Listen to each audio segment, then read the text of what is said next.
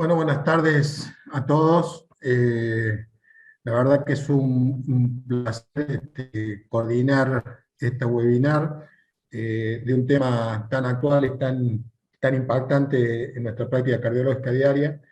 Eh, Cuando hablé con Cecilia la otra vez sobre la coordinación de esto, en lo primero que pensé en Eduardo Perna, que es uno de los disertantes, es un experto en insuficiencia cardíaca, es jefe del área de insuficiencia cardíaca e hipertensión pulmonar del Instituto Cardiovascular de Corrientes.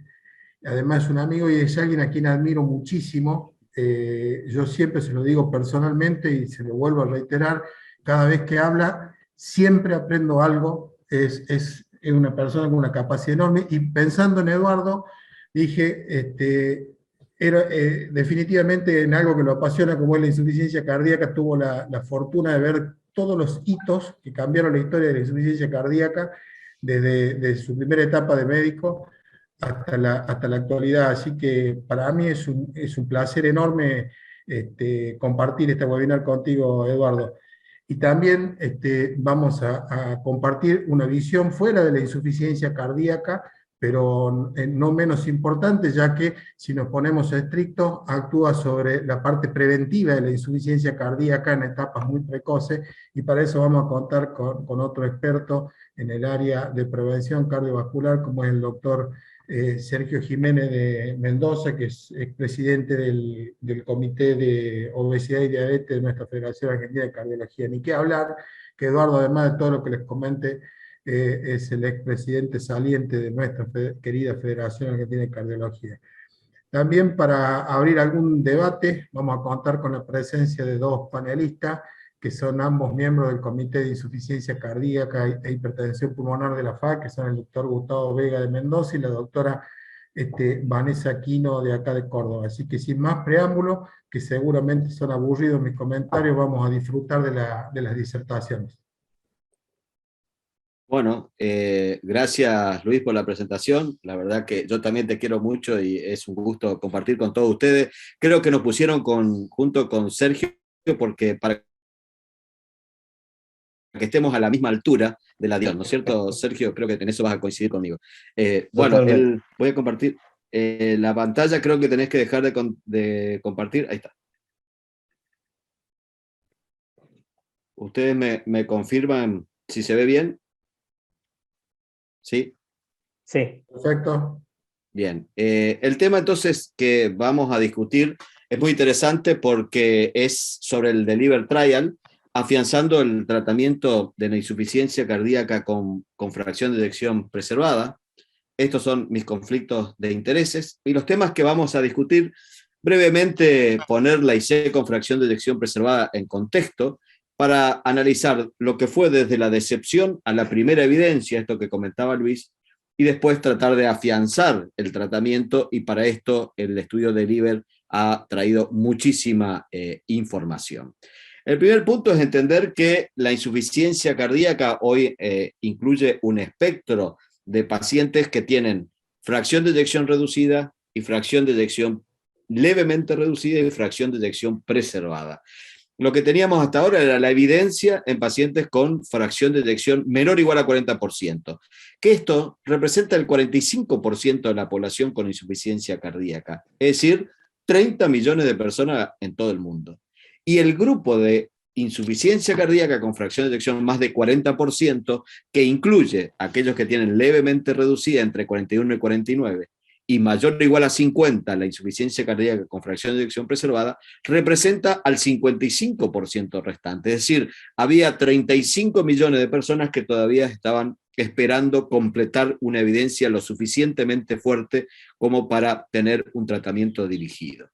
Y cuando hablamos de IC con fracción de eyección preservada, hay muchísima información que uno tiene que analizar para caracterizar a estos individuos, mirar los factores de riesgo, está muy asociada a la edad de los pacientes, a la obesidad, inactividad física, mirar las comorbilidades que acompañan fundamentalmente la fibrilación auricular, la hipertensión pulmonar y el fallo renal, son entidades que van muy ligadas a esta condición. La patología, que tiene que ver con qué es lo que predomina, si la microvasculatura está afectada, el miocardio o el intersticio, y la estructura, si hay hipertrofia concéntrica, excéntrica, pero fundamentalmente el aspecto de la hemodinamia es fundamental, porque hay características muy particulares, que son el incremento de la presión de llenado del ventrículo izquierdo. Esto se manifiesta fundamentalmente con el ejercicio. La reserva cronotópica está disminuida, entonces tienen incapacidad para aumentar la frecuencia cardíaca. Esto también es un hecho relevante que tiene implicaciones en el tratamiento. Y a esto, a toda esta alteración hemodinámica que además ya conocemos, se agregan la disfunción orgánica que tiene que ver no solamente con la presencia de congestión pulmonar, sino de disfunción pulmonar, alteración de la extracción periférica de oxígeno, hipoperfusión y disfunción del músculo esquelético. Todo eso es la insuficiencia cardíaca con fracción de eyección preservada. Entonces, cuando vamos a ver un paciente en esta situación, hay que tener en cuenta que hay que hacer un diagnóstico preciso. Para eso tenemos que usar los scores, aunque uno no aplique el sistema de puntaje, entender cuáles son los componentes del score. Y los componentes están: sospechar una entidad, en base a la sospecha, utilizar la combinación de determinaciones por ecodoppler con biomarcadores para determinar la probabilidad que tiene este paciente de claramente tener o no tener insuficiencia cardíaca, y en un grupo intermedio donde existen dudas, echar manos a alternativas adicionales como puede ser la evaluación por el ejercicio o la utilización de hemodinamia, que claramente en nuestro país eso no se utiliza. Pero no terminar aquí, porque cuando hacemos el diagnóstico preciso de que hay IC con fracción de eyección preservada, es importante hacer un diagnóstico etiológico, es decir, echar mano a todas las imágenes que podamos, a todas las herramientas que tengamos, para identificar si el paciente tiene alguna condición, como puede ser la amiloidosis o la miocardiopatía hipertrófica, que quizás él tienen un tratamiento particularmente dirigido. Otra característica importante es que el perfil clínico de un paciente con IC y fracción de eyección preservada puede ir desde aquellos que tienen un déficit de péptidos natriuréticos, una alteración cardiometabólica más importante, lo cual representa prácticamente el 70-80% de los individuos con esta condición, y está muy ligado a lo que va a discutir Sergio posteriormente. Y estos pacientes con disfunción multiorgánica llegan a la hipertensión pulmonar en la etapa final. Pero hay pacientes que pueden tener IC con fracción de eyección preservada y que no tienen los factores como la obesidad, diabetes, hipertensión, son pacientes delgados, donde tienen un bajo índice de masa corporal, tienen una alta predominancia de fibrilación auricular y una miopatía auricular, y llegan al fallo del ventrículo derecho con hipotensión severa, que requiere muchas veces el retiro de medicaciones habituales para tratar de estabilizar a estos pacientes. Y este perfil fenotípico tan variable fue recientemente analizado en este estudio, que es el estudio sueco, en donde determinó 5 grupos particulares, 5 clústeres, en donde hay en un extremo los pacientes jóvenes que tienen menos comorbilidades, pero lo importante es que, fíjense que hay un 20% que son pacientes añosos, enfermedad coronaria, diabéticos, hipertensos, que son los que tienen el más alto riesgo, junto con aquellos que tienen muchas comorbilidades cardiovasculares o que tienen obesidad, diabetes e hipertensión. Y este grupo representa prácticamente el 60% de los que tienen insuficiencia cardíaca con fracción de eyección preservada.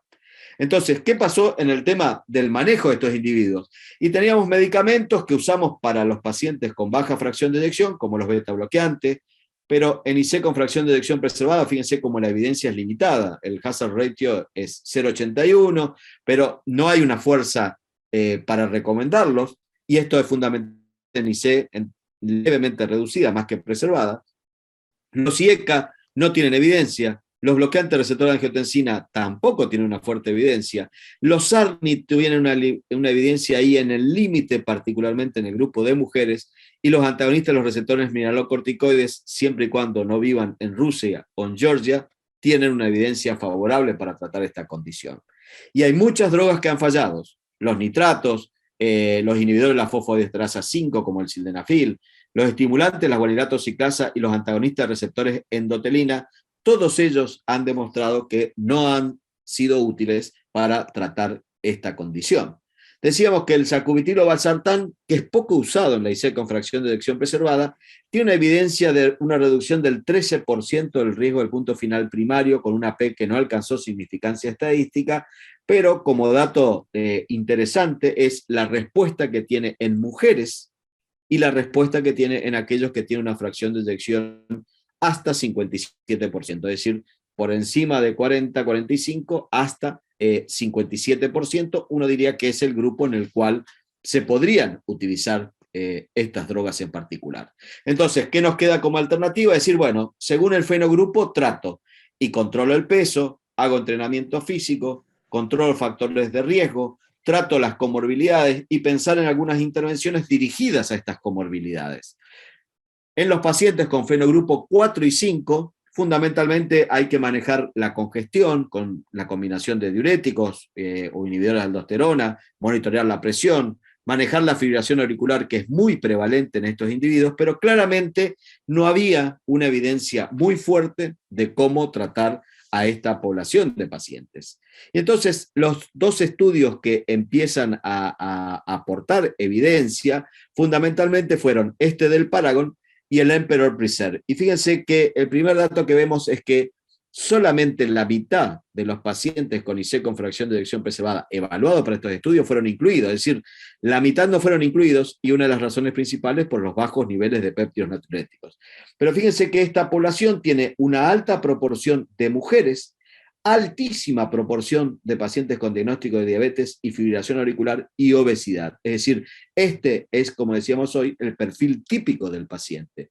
¿Y cómo lo tratamos aún en tiempos actuales? IECA bloqueante receptor de angiotensina, beta bloqueantes, pocas estatinas y muchos diuréticos. Ese es el manejo que se hace habitualmente en todos estos ensayos clínicos que habían disponibles hasta este año.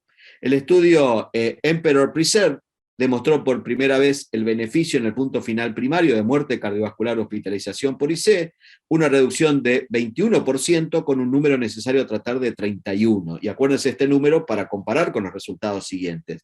Fundamentalmente, el beneficio estaba en reducir las hospitalizaciones. En una población de pacientes con una característica muy típica de la IC con fracción de eyección preservada, que también es importante tener en cuenta para analizar los resultados del estudio de LIVER. El estudio Emperor Preserve nos demostró reducción del punto final primario, este combinado que veíamos recién, 27% del primer punto final secundario, que es el total de hospitalizaciones, y el otro punto final secundario es la pendiente de descenso en la tasa de filtrado glomerular, fue menor en los pacientes tratados con empagliflozina, 1.36 mililitros, similar a lo que se observó en el Emperor Reduce. Estos estudios nos han demostrado también que hay una importancia en cuándo iniciamos el tratamiento, porque el tiempo al primer evento fue reducido claramente ya desde el día 18, desde el inicio del estudio, en el caso del Emperor Preserve, y este beneficio se mantuvo a lo largo del tiempo. Entonces, con estos elementos, las guías nos decían, a estos pacientes con fracción de eyección fundamentalmente preservada, hay que tratarlo con diuréticos, inhibidores SGLT2, ARNI, bloqueante receptor de los mineralocorticoides o bloqueante receptor de angiotensina. Y fíjense que hay dos drogas que no están. Los beta bloqueantes no están incluidos y los IECA tampoco están incluidos dentro de las drogas recomendables, y uno diría, este es el esquema en el cual usaríamos o deberíamos usar para estos pacientes, pero ¿qué pasa? Tenemos aspectos no resueltos. Y los aspectos no resueltos, uno podría decir, por ejemplo, el efecto en pacientes con fracción de eyección mayor de 65%, que en el estudio, en el análisis combinado del Emperor Reduce y Preserve, el Emperor Pool, ustedes pueden observar que hay una reducción en el efecto beneficioso con el tratamiento con empagliflozina.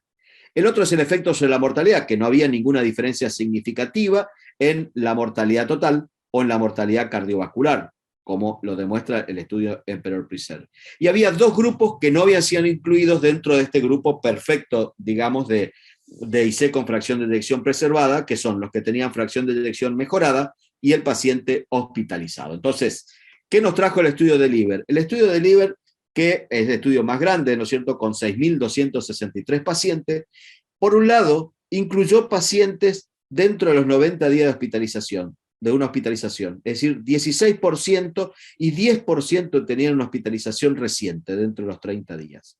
La otra característica, un 18% eran pacientes que habían mejorado la fracción de eyección, tenían un antecedente de tener una fracción de eyección menor o igual al 40%.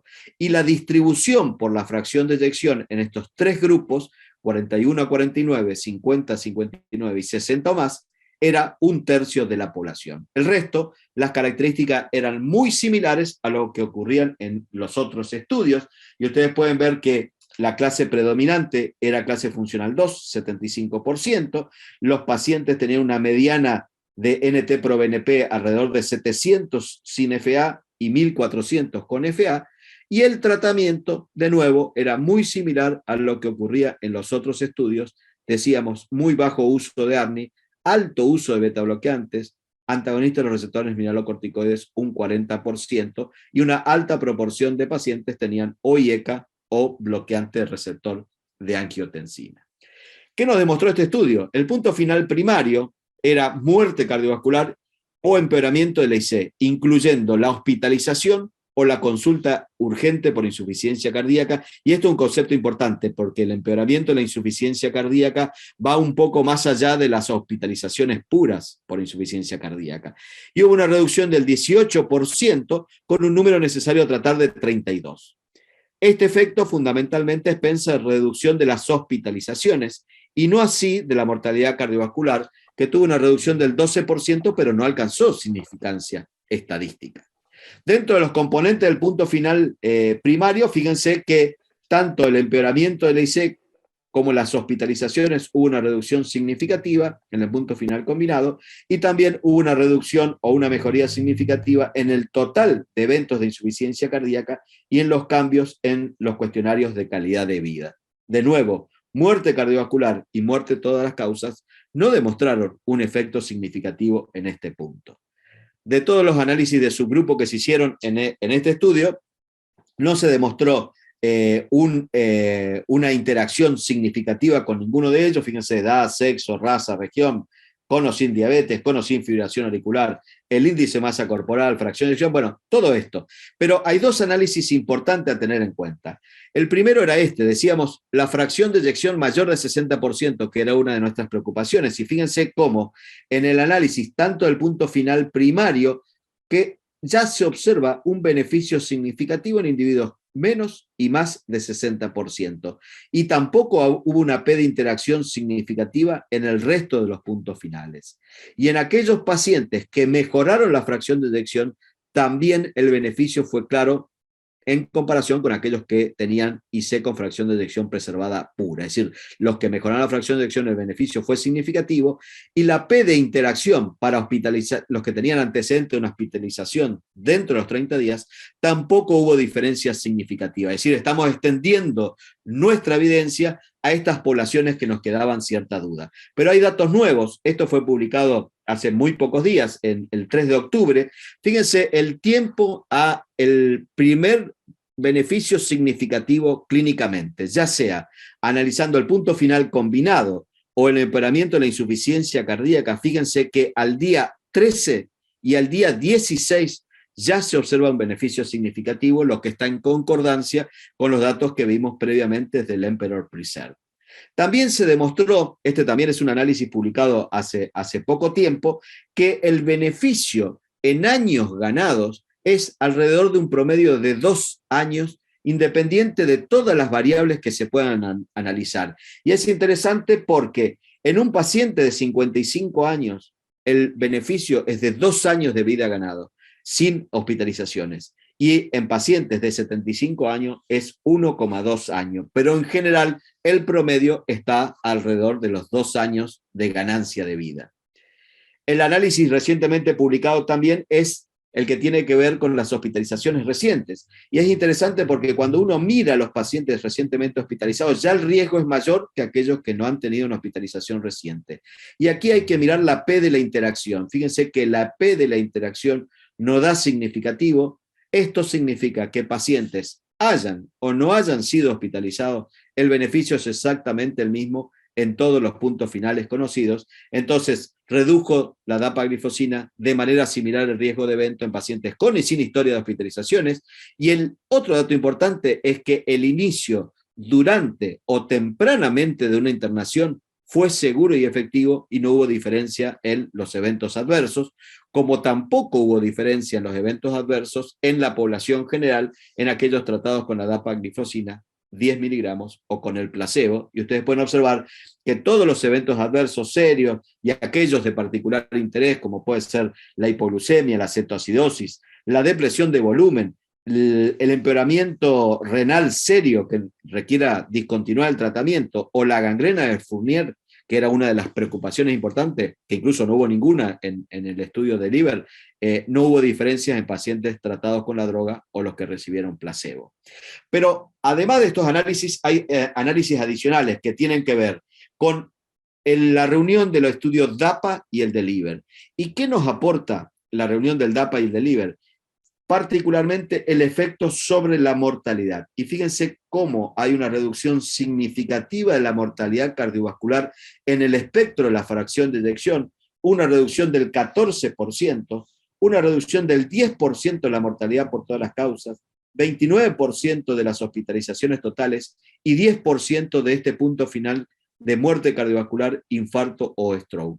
Todos estos datos fueron significativos y esto explica el beneficio en todo el espectro de la fracción de eyección, y fíjense cómo cada uno de estos eventos tiene una reducción significativa. Obviamente, cuanto más frecuente es el evento, mayor es el efecto benéfico en términos de reducción absoluta y menor el número necesario a tratar. Por ejemplo, para reducir una hospitalización necesitamos tratar 32 pacientes en todo el espectro de la fracción de eyección, o para una muerte cardiovascular necesitamos tratar 68 pacientes.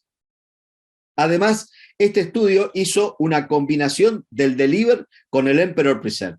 ¿Y qué demostró? De nuevo, el beneficio en términos de reducir el punto final combinado, pero particularmente de reducir la muerte cardiovascular. El dato que faltaba para entender que este beneficio va más allá de las meras hospitalizaciones, y el beneficio también en la combinación de estos dos estudios demuestra que la fracción de eyección no es un tema a considerar cuando hay que iniciar, aún en pacientes con fracción de eyección mayor de 41%, y el metaanálisis de los 5 estudios, de nuevo, demuestra este beneficio, y solamente se necesita tratar 25 pacientes para reducir una muerte cardiovascular o una hospitalización por insuficiencia cardíaca.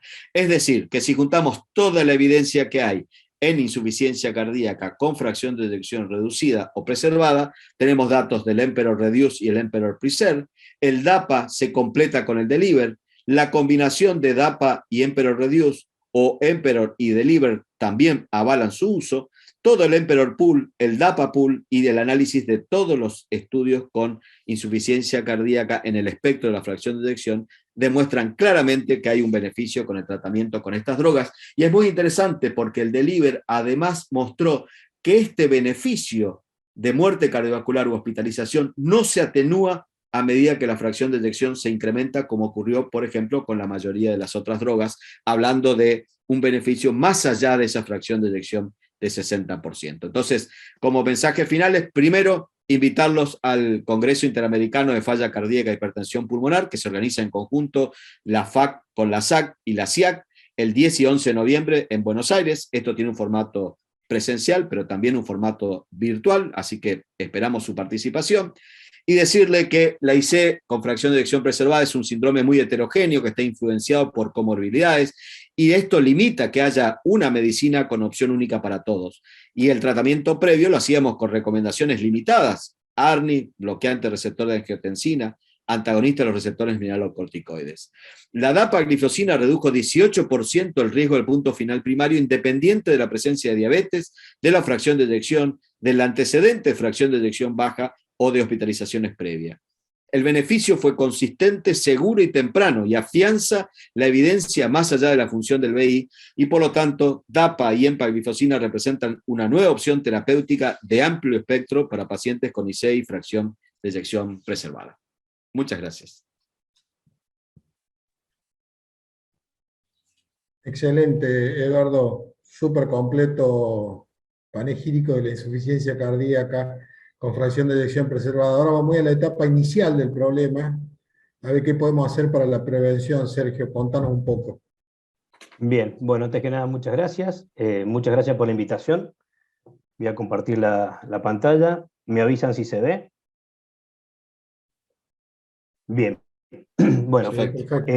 bueno, repito, Muchas gracias por la invitación. La idea es venir a compartir algo desde otro punto de vista, desde donde venimos viendo y siguiendo a las glifosinas, desde el cardiometabolismo y cómo llegamos hasta acá para poder compartir webinars y reuniones como esta, ¿no? Estos son mis conflictos de interés. Bueno, recién cuando decía Luis de la edad y de cuándo veníamos viendo estas cosas, yo me acordé que anoche saqué unas diapos que había puesto para que no me sacaran la edad casualmente, que decía el bueno, el malo y el feo de una película de antes, para hacer la introducción hablando de insuficiencia cardíaca, enfermedad renal crónica y diabetes, ¿no? Ustedes saben muy bien, como dice acá la World Heart Federation, que una persona por tener insuficiencia cardíaca solamente ve restringida su expectativa de vida, y alrededor del más del 40% de ellos pueden llegar a morir en los próximos 5 años. Y fíjense qué pasa si una persona sana, alrededor de los 60 años, le diagnostican diabetes. Su expectativa de vida cae en 6 años por el solo hecho de tener el diagnóstico de diabetes, casi igual, como ustedes bien saben, como si hubiera tenido un infarto o un stroke. Y lo mismo con enfermedad renal. Si uno tiene una persona con enfermedad renal, específicamente, ya sea que la midamos por filtrado glomerular, por caída de filtrado glomerular, o por proteinuria, cuanto peor le va a ese paciente, más restringida su expectativa de vida. Fíjense que una persona de 55 años con un filtrado glomerular bajo, en sus últimos estadios, su expectativa de vida puede ser de 5 años más, nada más. Fíjense cómo cada una de estas enfermedades complica a la sobrevida de nuestros pacientes. ¿Y qué pasa si empezamos a jugar una con otras, ¿no?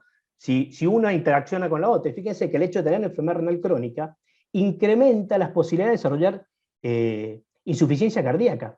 ¿Está? O sea, la enfermedad renal crónica por sí incrementa las posibilidades de desarrollar insuficiencia cardíaca, y por el otro lado, no solamente de insuficiencia cardíaca, sino también al revés, la insuficiencia cardíaca por sí mismo incrementa la posibilidad de tener una enfermedad renal crónica. Fíjense acá, la enfermedad renal crónica en sí misma complica y aumenta las posibilidades de tener una enfermedad, una insuficiencia cardíaca, ya sea con fracción de eyección preservada o reducida, y por el otro lado, como decía, tener insuficiencia cardíaca no solamente incrementa la enfermedad crónica incidente, sino también la mortalidad de los pacientes que tienen enfermedad renal.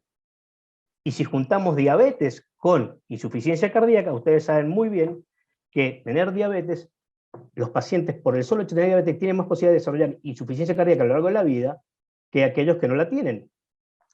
Pero por el otro lado, fíjense este dato de color, si vemos los datos de los pacientes que ingresaron al DAPA-HF, pero más acá al Paradigm, fíjense que solamente entre un 23 y un 18% de esos pacientes con insuficiencia cardíaca tenía glucemias normales. Los demás eran o diabéticos o con disglucemia.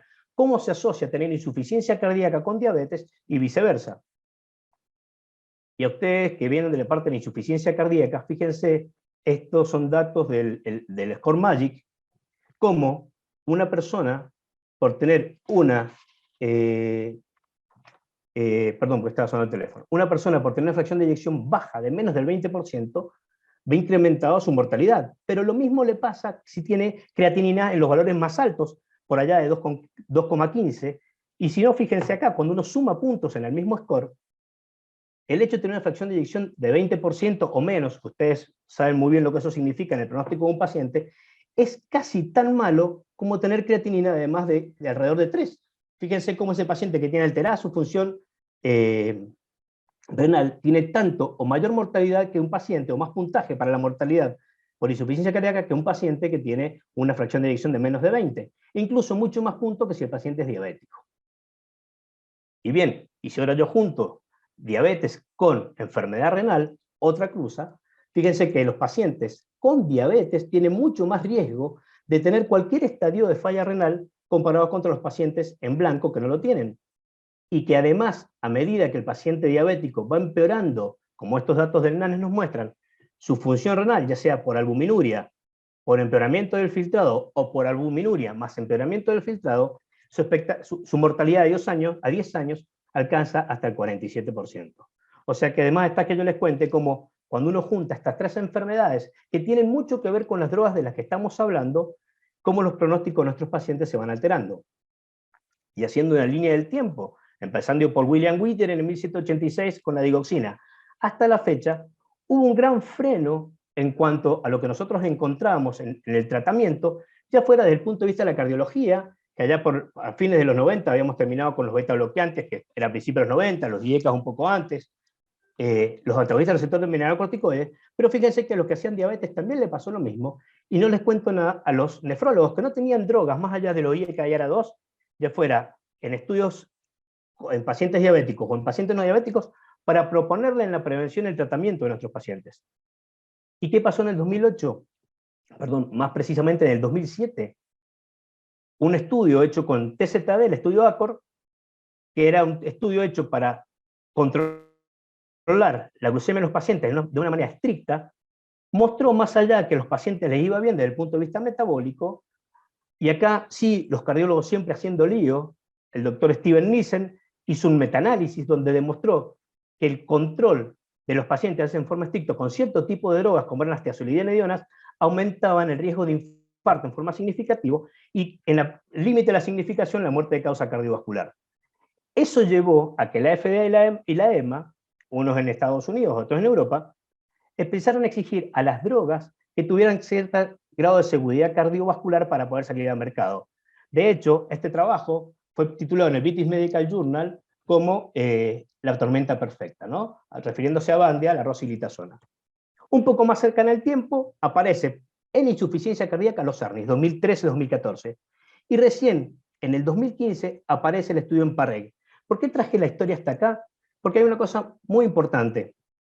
Una droga que salió con la necesidad, que fue ideada para bajar glucemia, inhibiendo el cotransportador de sodio glucosa a nivel del túbulo contorneado proximal, provocando natriuria y glucosuria, no solamente debía demostrar que bajaba la glucemia, o que era efectiva en el control de la hemoglobina glicosilada, sino que además no provocaba aumento de la mortalidad cardiovascular comparada con el placebo, como exigían las nuevas metas para poder aprobarse una droga. Fueron 3 grupos de drogas las que salieron: los ISGLT2, los agonistas del receptor de GLP-1, que también tienen mucho que ver con lo que estamos hablando, y los IDPP-4, que han quedado un poco rezagados en el tema. De acá, desde el 2015 que aparece el EMPAREG, con algunas novedades que ya vamos a ver enseguida y que a todos hacen que nos sorprendiéramos, hasta el 2019, donde aparece el DAPA-HF y donde aparece el DAPA-CKD, aparecieron un montón de estudios relacionados con este tipo de drogas que realmente cambiaron un poco la historia de tanto de abordar la diabetes, de la enfermedad renal crónica y por supuesto la insuficiencia cardíaca. 2015 les dije el EMPAREG, 2017 el estudio CANVAS y 2019 el DECLARE TIMI 58. Estos estudios hechos nada más que en pacientes diabéticos, donde como lo que tenían que demostrar era seguridad cardiovascular relacionada con el MACE, muerte cardiovascular, accidente cerebrovascular no fatal e infarto no fatal, eran pacientes con carga de enfermedad aterosclerótica. Y si se fijan, el EMPAREG tenía un 99% de los pacientes con enfermedad, el CANVAS un 65% y el DECLARE un 40% de los pacientes tenían enfermedad cardiovascular. ¿Y qué demostraron estos estudios? Demostraron lo siguiente, que con respecto al MACE, bajaron el mismo aproximadamente una reducción de riesgo relativo de un 14%. ¿Está? Pero en los pacientes que tenían enfermedad cardiovascular aterosclerótica, no aquellos que tenían múltiples factores de riesgo. Y lo mismo pasó con la hospitalización por insuficiencia cardíaca, que créanme fue una sorpresa en aquel momento, porque el estudio no había sido diseñado para eso, teníamos 10% de pacientes con insuficiencia cardíaca aproximadamente, y además de eso, era una cuestión era un estudio que no había sido diseñado específicamente para demostrar insuficiencia cardíaca. De hecho, el DECLARE tuvo que ser rediseñado en base a estos estudios. Y sobre todo los bajaban los pacientes que tenían también enfermedad cardiovascular.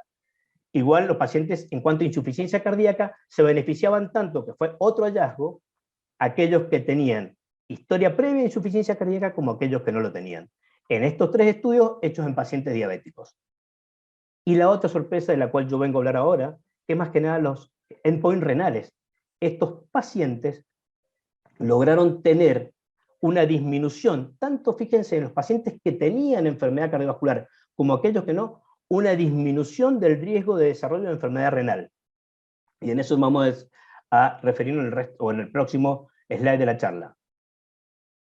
Dicho esto, les cuento que hubo otro estudio que se diseña con pacientes diabéticos ya para ver prevención renal, que es el estudio CRIDENS con canaglifosina, que también, además de mostrar reducción de MACE, como viene pasando con todas las drogas que la precedieron, y en estudios distintos, también demostró disminución de la internación por insuficiencia cardíaca o muerte cardiovascular y hospitalización por insuficiencia cardíaca, al igual que lo habían hecho los estudios que lo precedieron, con datos distintos porque eran poblaciones distintas, pero con todos los endpoints relacionados con salud renal, ya sea por caída hasta la diálisis, o fuera por muerte relacionada con la enfermedad renal, en todos lo dio estadísticamente significativo en favor de droga activa, canaglifosina versus placebo. Les recuerdo que estos eran todos los pacientes que hemos mencionado, más los que se mencionaron recién y los que vamos a seguir mencionando, son pacientes on top de tratamiento para la patología que padecen, a los cuales además se les agrega placebo o la droga activa, el ISGLT2, para ver si reducen o si tienen superioridad o por lo menos no inferioridad que el placebo en el tratamiento de la enfermedad. Y dos datos más importantes en el estudio CRIENS. Baja la proteinuria en forma estadística y desde el principio con respecto al placebo. Ustedes saben que proteinuria es una de las formas de medir fallo renal y muy relacionada con los pacientes, sobre todo diabéticos. Y siempre se repite esto y lo vamos a ver durante toda la charla. Al principio, cuando se ve la función renal del paciente, y es una cosa que uno debe esperar cuando trata tanto pacientes diabéticos como no diabéticos, en periodo agudo, la función renal, el cliente, por el mecanismo de acción de la droga, cae, cosa que no debe desalentarnos, y que al principio sí tenía, van a ver cómo fueron bajando por prospecto la utilización de esta droga según el CLINES, porque al principio se tenía mucho miedo con esto de la falla, pero en el seguimiento de los pacientes, fíjense que hay un entrecruzamiento, según el estudio de los 12 a los 24 meses, en azul, los pacientes que estaban con droga activa, se ameseta la caída del filtrado contra los pacientes que siguen en placebo, que van cayendo, y eso tiene que ver mucho con la función del riñón, ¿no? Y del glomérulo sobre todo.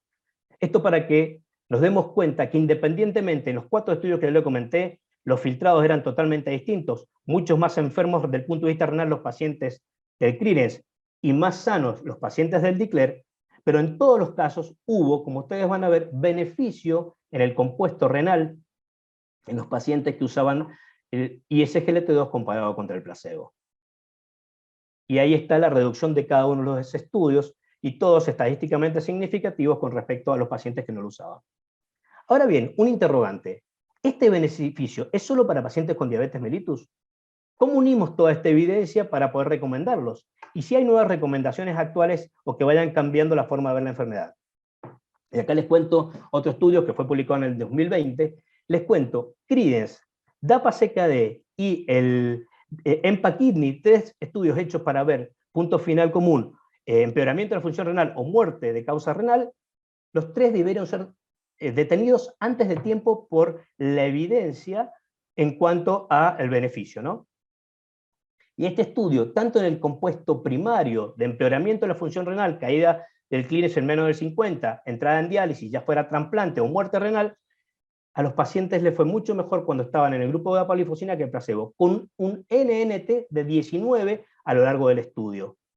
Y el compuesto renal secundario también a los pacientes les fue estadísticamente significativo. El compuesto secundario de muerte cardiovascular u hospitalización por insuficiencia cardíaca también fue favorable, y fíjense la P, y en cuanto a un hallazgo del estudio, que también la muerte por cualquier causa fue estadísticamente significativa, menor en los pacientes que usaban dapaglifosina comparada contra placebo, independientemente de la edad de los pacientes, que fueran pacientes de más o menos de 65 años, del sexo, del estado de diabetes, o sea que respondemos una de las preguntas que ya fueron respondidas con otros estudios. Tanto en diabéticos como no diabéticos se veía el beneficio. Del estado de filtración glomerular de nuestros pacientes, que fuera de menos de 45 o de más de 45. Les recuerdo que día por prospecto estas drogas pueden ser usadas en insuficiencia cardíaca hasta 20 o 25 según la droga de CLINES estimado, ¿no? De filtrado glomerular. Tuvieran o no tuvieran macroalbuminuria, y tuvieran cualquier tipo de presión arterial, los pacientes fueron beneficiados desde el punto de vista renal en este estudio. Concluyendo que en aquellos pacientes con enfermedad renal estadio 2 a 4, con una relación albúmina-creatinina mayor a 200, o sea que estaban en proteinuria, con o sin, o sea, macroalbuminuria, perdón, con o sin diabetes mellitus, comparado contra el placebo, la DAPA redujo el riesgo de fallo renal, redujo el riesgo de muerte por causa cardiovascular o hospitalización por insuficiencia cardíaca como endpoint secundario, y además tuvieron los pacientes una supervivencia más prolongada porque tuvieron menos mortalidad de cualquier causa. Y también en este estudio, y discúlpenme que sea reiterativo, se observa exactamente lo mismo. La caída del filtrado glomerular en agudo, y a veces cae en 20, un 30 y hasta un 50%, no siempre cae tan poco, cae pero después se recupera. Y lo importante a tener en cuenta, como vamos a ver en las próximas diapos, es la velocidad de caída, que es lo que nos va a dar, o lo que se postula, que por qué tienen protección renal. Fíjense, estos son datos del DAPA-HF, pacientes con diabetes, aquellos sin diabetes, donde el entrecruzamiento o el acercamiento de una, fíjense el amesetamiento después de la caída brusca del principio de los pacientes, y acá está, fíjense que los pacientes que están en DAPA, la caída es de 1.29 si son diabéticos, y 2, la pendiente de caída. En cambio, la pendiente de los pacientes que estaban en placebo es de 3, y es de 3,56. Por eso las curvas se cruzan, y por eso estas drogas protegen a mi riñón, y otra cosa por su mecanismo de acción que tal vez no nos dé el tiempo para poder comentarlo. Y recién este año, en marzo, fue detenido el EMPA-Kidney, un estudio similar o parecido en cuanto a la randomización de los pacientes con enfermedad renal, quizás un poco más enfermos, pero también fue detenido por la evidencia que demostraba el beneficio de los pacientes que estaban en tratamiento. Con respecto a lo actual, si hablamos de las guías y consensos, podemos decir 2 o 3 cosas. No me voy a meter con las guías de insuficiencia cardíaca, sino con las guías que digo, por ejemplo, que han salido publicadas esta semana pasada, el 3 de octubre, y fíjense cómo ya los nefrólogos nos dicen 2 o 3 cosas. Canaglifosina hasta 20 miligramos, hasta un filtrado glomerular de 25, para el caso de la DAPA, 25 mililitros minuto por 1,63 m por metro cuadrado de superficie, para el caso de la EMPA hasta 20, ya ponen como primer línea de tratamiento a los SGLT2, a los ISGLT2, a los inhibidores del cotransportador de glucosa, a la misma altura en los pacientes diabéticos. Esta es una guía de diabetes, que los IECAS y los ARA2. Y también otra cosa, y acá quiero, disculpen si ustedes lo saben mejor que yo, pero nunca me canso de decirlo, cómo nosotros debemos ver la salud renal de nuestros pacientes. En los pacientes con diabetes tipo 2, una vez por año debemos pedirle una creatinina y calcular nosotros su función renal con una fórmula, con CKD-EPI, que solamente nos pide la edad del paciente, el sexo y la creatinina, y además no pedir nunca más, por lo menos desde el punto de vista del seguimiento del paciente, un clearance de 24 horas. Nosotros con pedir por el laboratorio una relación albúmina-creatinina, un RAC, en orina ocasional, el bioquímico nos calcula con valores iguales que los que conocíamos antes como microalbuminuria hasta 30 o macroalbuminuria de más de 300, se calcula exactamente igual con un análisis simple y lo podemos seguir a nuestros pacientes según sea el caso, hasta una vez por año, en el caso que los pacientes estén bien. Este consenso conjunto lo traigo a colación por una cosa. Fíjense cómo las cosas van cambiando vertiginosamente, y lo que les fui contando y lo que les contó recién el doctor Perna. En junio del 2022, en ADA se presenta este consenso que se había hecho entre la ADA y el EASD, donde separaban a los pacientes de muy alto riesgo cardiovascular en aquellos que tenían enfermedad cardiovascular aterosclerótica para GLP-1, IO y SGLT2, pero en el caso de la insuficiencia cardíaca nombraban a los ISGLT2 según el caso de los pacientes, y en renal sobre todo ISGLT2, IO, un agonista de receptores GLP-1. Esto fue en junio.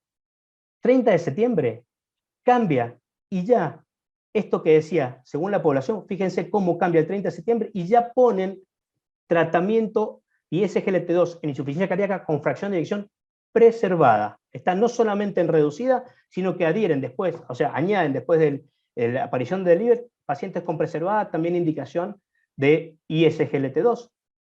Y también este consenso de ADA, que estuvo a principio de año, hecho en conjunto con el ACC, fíjense que en todos los estadios de prevención, como decía Luis Lema, el doctor Lema al principio, en pacientes en estadio 1, en la parte de prevención de enfermedad diabética y sobre todo de insuficiencia cardíaca, optimizar el control de la glucemia, pero sobre todo indicar un ISGLT2 o un GLP-1.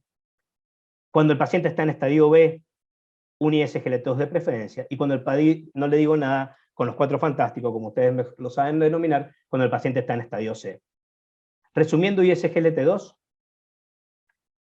fíjense, en los resultados renales, siempre, y acá están incluidos todos los estudios, tanto en diabetes como en no diabetes, en insuficiencia cardíaca, en renal, siempre a favor los resultados renales en todos los estudios con ISGLT2.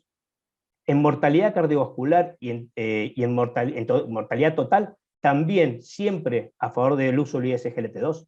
Lo mismo cuando vemos muerte cardiovascular o hospitalización por insuficiencia cardíaca, o solamente hospitalización por insuficiencia cardíaca cuando el beneficio es notorio, siempre a favor del uso de este tipo de drogas.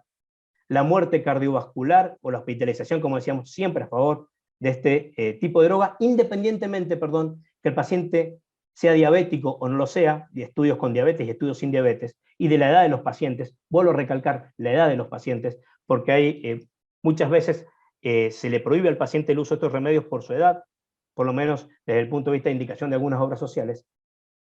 Y para concluir con la charla, me gustaría terminar cerrando diciendo que los inhibidores del contraportador de sodio glucosa 2 reducen el riesgo de hospitalización por insuficiencia cardíaca, muerte cardiovascular, MACE, o sea, mortalidad cardiovascular, ACV no fatal e infarto no fatal, y mortalidad por todas las causas en los pacientes con diabetes tipo 2.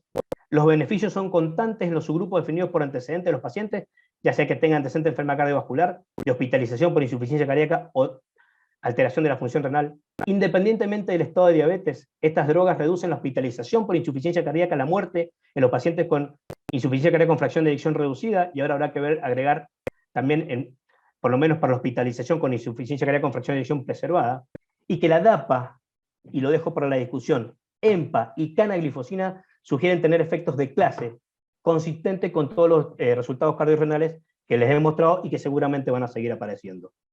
Así que bueno, por su tiempo y por su atención y por la invitación, muchas gracias. Excelente, Sergio, la verdad, un complemento ideal de la presentación de Eduardo. Y bueno, ahora abro el debate acá con Vanessa y Gustavo. Vane, ¿qué aportes o qué preguntas para los expertos? Bueno, buenas noches a todos, gracias. Bueno, más que nada, gracias por la invitación y la verdad, excelente la exposición. Y quería preguntarle al doctor Perna, una pregunta como en general, muy personal, más allá del contexto de lo que es la DAPA, el uso de la DAPA-glifosinas en el contexto de la insuficiencia cardíaca, pero si él cree que el gran aporte que nos da este estudio, el DELIVER, es afianzar más que nada las glifosinas en los pacientes que tienen fracción de eyección preservada, y digamos, si él cree que el gran aporte de esto fue incluir a los pacientes con fracción de eyección recuperada, que más que nada son los pacientes que tenemos, creo yo, la mayoría más preguntas a la hora de tomar decisiones en el consultorio. Sí, creo que excelente el pensamiento, porque la respuesta, uno podría decir, es de los dos lados. Por un lado, afianza lo demostrado. Ustedes saben que para que la evidencia sea, la recomendación sea 1A, tenemos que tener al menos 2 estudios que muestren más o menos lo mismo. Entonces, por ese lado, afianza la evidencia en IC con fracción de eyección preservada. Y el segundo concepto es que extiende a esos grupos que decíamos que no estaban representados, y de ellos hay un 18% que tenían fracción de eyección mejorada. Así que yo creo que esos datos son fundamentales, porque ¿esto qué significaría? Si vos lo tomás al paciente que tiene 30% de fracción de eyección, ponele gliflozina. Ahora, si el paciente no tenía, mejoró la función ventricular, y recordemos que los estadios nos hablan de que un paciente que está en un estadio no vuelve nunca para atrás, es decir, que si ya estuvo en estadio C, ya tuvo síntomas, sigue estando con síntomas. Pero que si esa fracción de eyección no la pudiste agarrar antes, pero la agarraste en 48, 49, 52, ponele una gliflozina. Es decir, en cualquier momento del curso, y creo que eso nos libera un poco de la presión. Por eso es que este concepto que se discute si tenemos que usar o no fracción de eyección. La fracción de eyección la vamos a ir usando. Qué sé yo, a cualquiera de nosotros, cuando nos llaman a cualquier hora por un paciente, lo primero que voy a preguntar es qué fracción de eyección tiene. No le preguntaba qué NT-proBNP tiene. Entonces, vamos a ir usándolo. Ahora, uno puede usar las drogas sin necesidad de saberlo. O sea, invertimos la necesidad de conocer la fracción de eyección para indicar una droga cuando la podemos indicar a todos. Así que creo que refuerza los dos conceptos. Gustavo. Muy bien. Buenísimo, la verdad que excelente las dos charlas, me gustó muchísimo. Y en cuanto a preguntas, comentarios, todos los pacientes al final, desde el punto de vista si tienen diabetes, si tienen insuficiencia cardíaca, si tienen disfunción renal, llamarlo de alguna forma, tienen indicación de estas drogas. ¿Hay algún paciente que no tenga una indicación de estas drogas? Yo recién iba a agregar una cosa a Eduardo. Más allá de que yo creo que estos estudios también tenemos que dimensionar en el tiempo. Yo les dije, 2015 tuvimos la primera evidencia, y son estudios que se hacen de 2 años, y son pacientes que van a seguir enfermando. Si yo tengo que hablar, volviendo a la pregunta recién que decían, por ejemplo, si el paciente es diabético, y ustedes saben que muchos tienen fracción de eyección preservada, tengo muchos motivos para darle un ISGLT2, más allá de su glucemia. Entonces, por ahí estar discutiendo si mejora una sola vida, cuando le puedo mejorar un montón de otras cosas, por ahí yo creo que son drogas que vamos a tener que acostumbrar a utilizarnos, además con las facilidades y con los beneficios que nos traen. No sé si eso dice un poco lo que vos preguntabas, Gustavo, pero yo creo que son pacientes. La pregunta que yo les hago a todos es, con la evidencia que está saliendo en tan poco tiempo, y con lo que estamos viendo en esto, ¿a quién no se lo daríamos? Hay dos grupos que todavía faltan evidencias, pero que quedan en el medio de estos dos. O sea, tenemos por un lado todo lo que sea prevención, tenemos por otro todo lo que tenga insuficiencia cardíaca, y hay dos grupos que estamos desesperados, los cardiólogos por lo menos esperando. Uno es el paciente con infarto de miocardio, y el otro es el paciente que tiene una disfunción ventricular izquierda asintomática.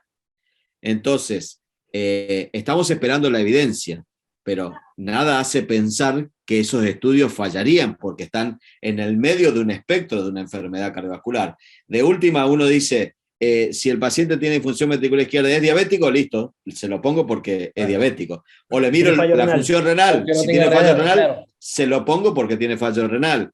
Y si por el otro lado al paciente con infarto lo tengo que esperar un par de meses para que sea un paciente de cualquiera de los otros que queda con deterioro de la función ventricular, también.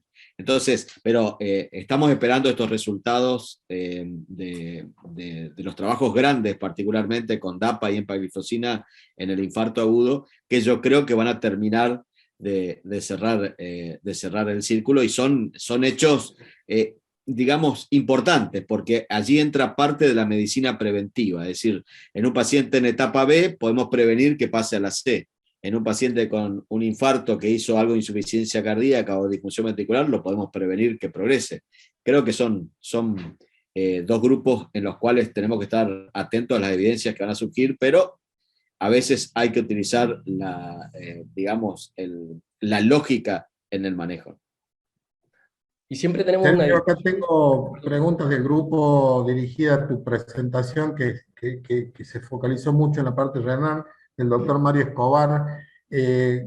¿Cómo decidir, cómo calcular la tasa de filtrado glomerular entre CKD-EPI versus Crocov, teniendo en cuenta que en la mayoría de los estudios se utilizó Crocov y son diferentes uno de otro? En tu práctica cotidiana, ¿qué recomendarías? Bueno, yo les cuento. Perdón, y la otra pregunta que también tiene que ver en relación a la tasa de filtrado glomerular, ¿en qué escenario de tasa de filtrado glomerular debe uno suspender una glifosina? Y eso lo hizo la pregunta del doctor Sagripanti. Bueno, contesto las dos. Coprofigol la usábamos hace mucho tiempo. Presentamos un trabajo en el 2007 en un congreso donde decíamos que había que usar MDRD, lo hicimos comparado contra clines de 24 horas y era estimado, y ahora todas las guías dicen CKD-EPI por 3 o 4 cosas. Uno, por la practicidad de uso. ¿Está? Es muy fácil no te pide nada más que abrir una aplicación en el teléfono y es poner creatinina, es poner edad del paciente y sexo, porque ni raza tenemos nosotros, porque no ponemos raza, y es con MDRD, que tengo más experiencia, la diferencia es de hasta un 4%, pero hoy día el mundo, hoy, y ¿qué digo? Dice CKD, o sea que por más que digan lo otro, y te da un filtrado muy acertado de lo que tiene el paciente. ¿Y cuánto esperar? Miren, hay estudios que aunque caiga hasta el 50% del filtrado, los pacientes se recuperan y les va mejor que si los dejo como estaba. O sea, aguantando la DAPA. Hasta 20 la puedo usar, hasta 25 y hasta 20 la EMPA.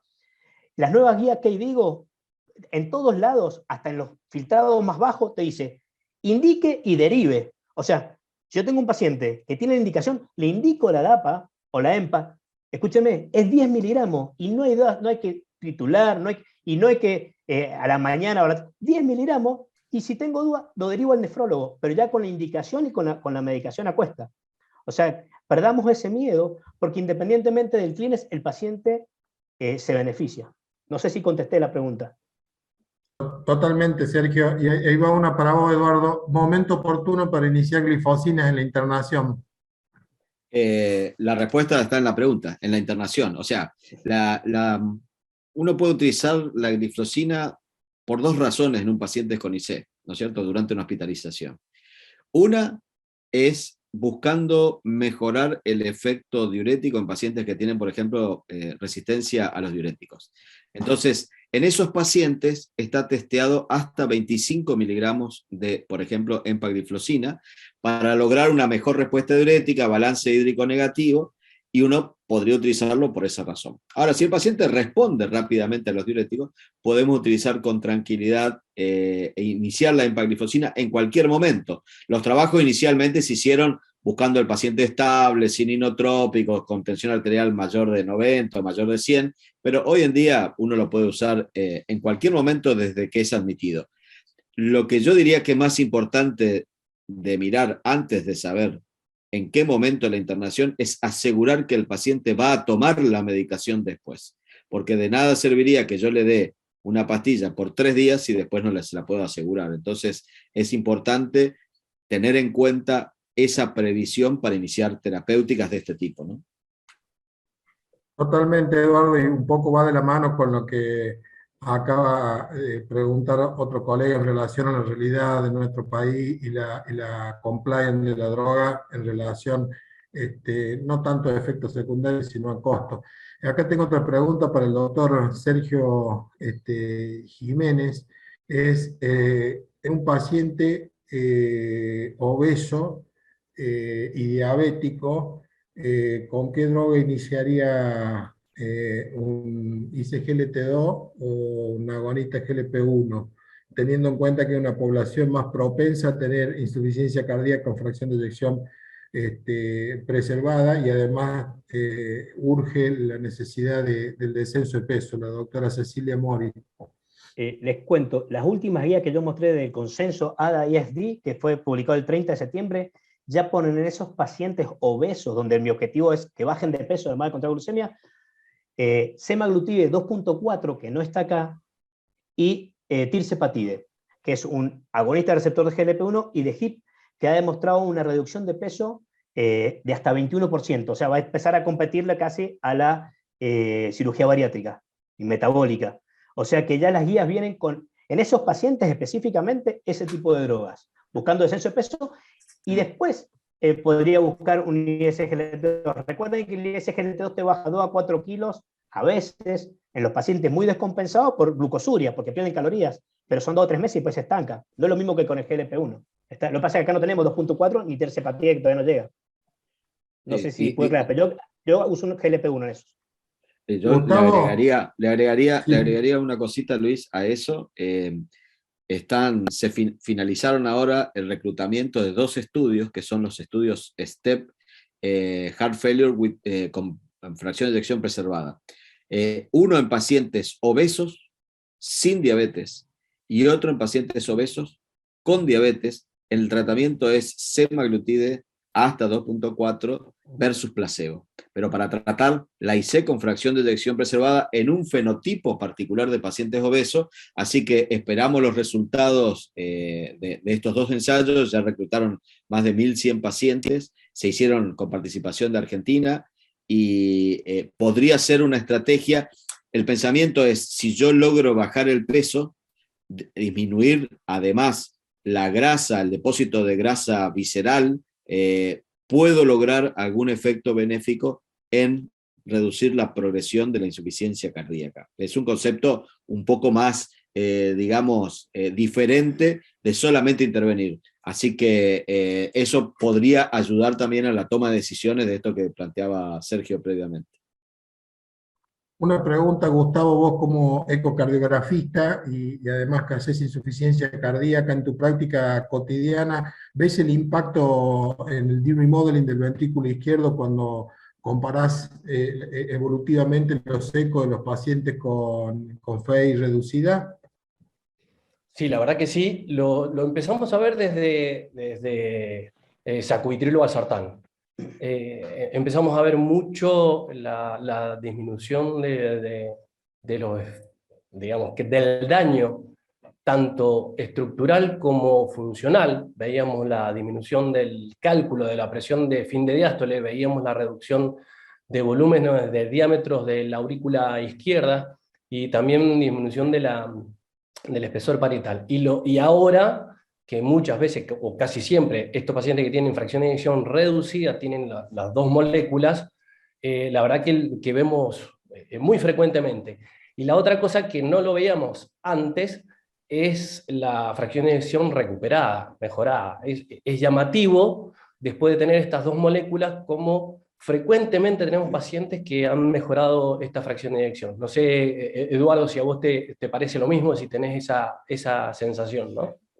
Sí, sí, claramente. Yo creo que cuanto más tratamiento pones, más te alegrás cuando ves el eco en el seguimiento, porque según la cantidad de droga que vos pones, la primera fue el beta bloqueante, ¿no? El beta bloqueante remodelaba mucho el ventrículo y combinabas con IECA y era perfecto.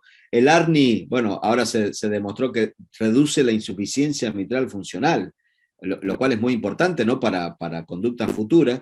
Y como vos decís, combinarlo con inhibidores SGLT2, es decir, el paciente que tiene el combo logra realmente un impacto muy importante en la función ventricular, pero también logra un impacto muy importante en algo que es fundamental para un paciente: mejorar la calidad de vida. Mejoran sus síntomas rápidamente. Y eso lo vimos con beta bloqueantes y ahora lo estamos viendo de nuevo con inhibidores SGLT2. El paciente viene y te dice, no sé qué me dio, doctor, pero lo que me dio me hizo bien. Entonces, y eso es un hecho muy importante porque son pacientes realmente, como diría Luis, muy castigados a lo largo de su historia natural, y darle un alivio de ese tipo creo que es muy importante.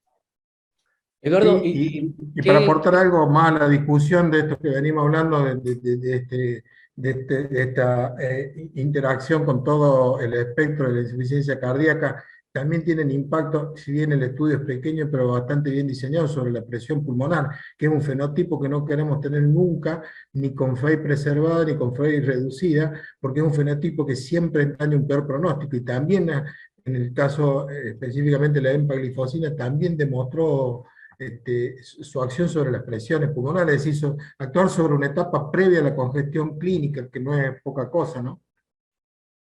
Así es, creo que es la combinación de beneficios en múltiples áreas. Por eso es que hay una revisión muy interesante que dice, vos podés tratar la IC con fracción de eyección preservada dirigida a cada característica fenotípica, ¿sí? Es decir, al que tiene fibrosis, darle que sea antagonista de receptores mineralocorticoides; al que está obeso, le das reducción del peso, cirugía bariátrica, o le das una droga que tiene un efecto pleiotrópico sobre todos esos mecanismos.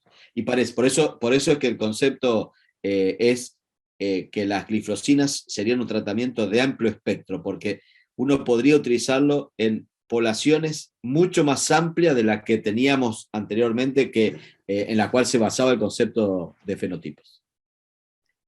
Quizá uno de los fallos de las otras drogas en cuanto a fracciones de eyección preservada era que caían en una bolsa de gato. Habían múltiples causas que te llevaban a tener una insuficiencia cardíaca con fracción de eyección preservada.